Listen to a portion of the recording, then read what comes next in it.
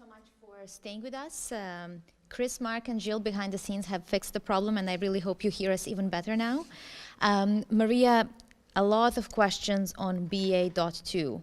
How serious the variant is, what are the symptoms, and also, as Abdi explained and yourself, that we have a significant increase in deaths. Are these deaths linked to this sublineage? So this sublineage of BA.2 is Omicron. What we are able to do with good sequencing is to determine which sublineage is circulating. We're really in a good position to track this virus globally. We're working with partners around the world to increase testing, increase surveillance, increase sequencing. That needs to continue to improve because we need better geographic sequencing around the world. So I thank all of our partners who are working so hard on this to improve sequencing capacities around the world. BA.2 is Omicron, so it's a variant of concern. It's already classified as a variant of concern.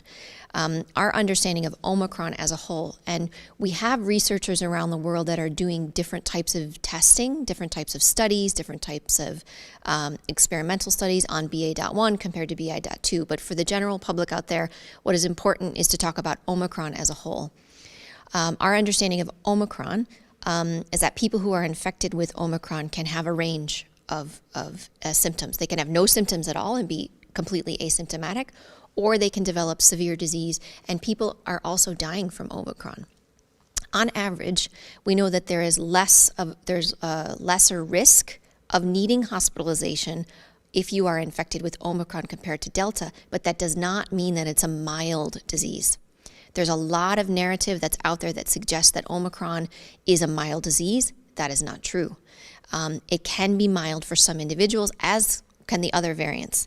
But we need to make sure that people, protect themselves about getting infected because everybody is at risk of developing severe disease. With Omicron, we know people with underlying conditions are at an increased risk of severe disease. People of older age, risk of severe disease increases with age, and risk of severe disease increases if you're not vaccinated. One of the most important things people can do to keep themselves safe is to get vaccinated.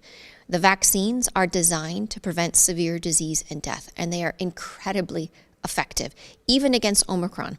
We are seeing a slight reduction in efficacy, but they still protect people from developing severe disease and dying, and that's important. So when it is your turn, please get vaccinated. This is one of the most important things that you can do. And this is why WHO and partners are working so hard to make sure that there's access to vaccines for people around the world, not just in some countries. But in terms of what we understand of BA.2 compared to BA.1, BA.2 is more transmissible than BA.1, so we expect to see BA.2 increasing in detection around the world. There isn't any indication to suggest that there's a difference in severity of BA.2 compared to BA.1, but it's still very early days. The studies are really just underway. And again, we're working with so many people around the world and learning this information in real time. So for the person out there watching this, please do what you can to get vaccinated when it's your turn, receive your full course, and also take measures to reduce your exposure where and when you can. Thank you so much, Maria. Abdi, maybe I can pass this question to you, coming from Veronica Douglas, watching us on Facebook. Can someone be infected with more than one variant of COVID-19 at the same time? Thanks, Veronica. That's an excellent question. And maybe $1 billion question that we are all trying to answer. But if we go back to what we have learned so far, dealing with all the other variants, so we have two ways of protecting ourselves, and that's the vaccine and getting vaccinated. With other coronavirus and another variant is, unfortunately, it wins or escapes with time. So the body, when you get infection, you have your immediate defense, that's so-called natural innate immunity, and then you develop what we call the B cells and the T cells. The B cells produce immunoglobulin. You maintain those immunoglobulin for certain times, and then they go down after 3 to 6 months, depending. This is just an average, and this is the trouble, the flaws of the average. So please take what's true for the average may not be true for that individual, Veronica. So mostly between 6 to 12 months, that's available. So when those immunity go down, and you will get exposed, and that's why we've been saying continue protecting, because your immunoglobulin have gone down, your first line defense have gone down, you can't get reinfected. But when you're reinfected because you already knew the virus or the variant, the body will kick in your second layer, your memory B cells, your T cells, and you will not get severe disease.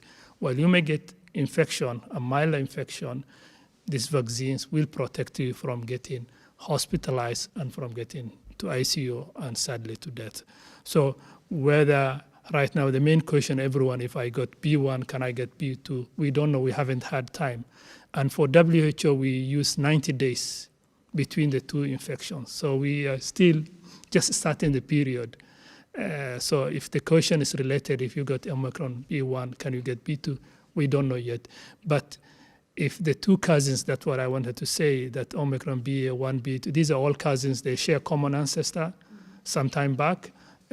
Hopefully the body, and that's hope, it's not a strategy, but what we have learned in all this Delta, Omicron, that the vaccine will protect you from getting hospitalized and from death.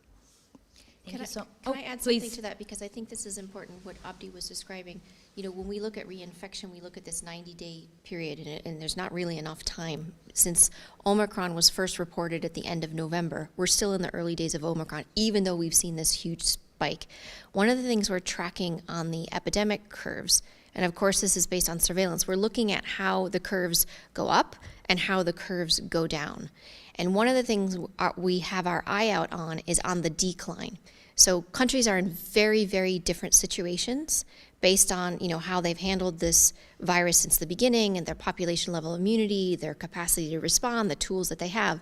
So the decline in the latest peak will be different based on different countries. Some countries saw a very sharp increase and a very sharp decrease.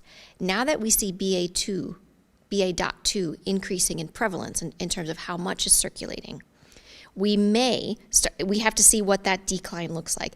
If the epidemic curves go down sharply, if they continue to go down in the trends that they're going down, then we won't see this signal of reinfection, given that we don't have the 90 days to be able to detect with sequencing. So what we're looking for is the decline starting to slow. Is it a sharp decline or is it more of a slow decline? And that's based on a number of different factors. As Mike always says, coming down the mountain is quite bumpy, and it takes a long time to get down. You've actually heard us say that over several peaks ago. But with BA.2, we're trying to keep an eye out very closely to detect any signals that we may start to see an increase again. We don't see that yet. So the answer, as Abdi said, is we don't know yet.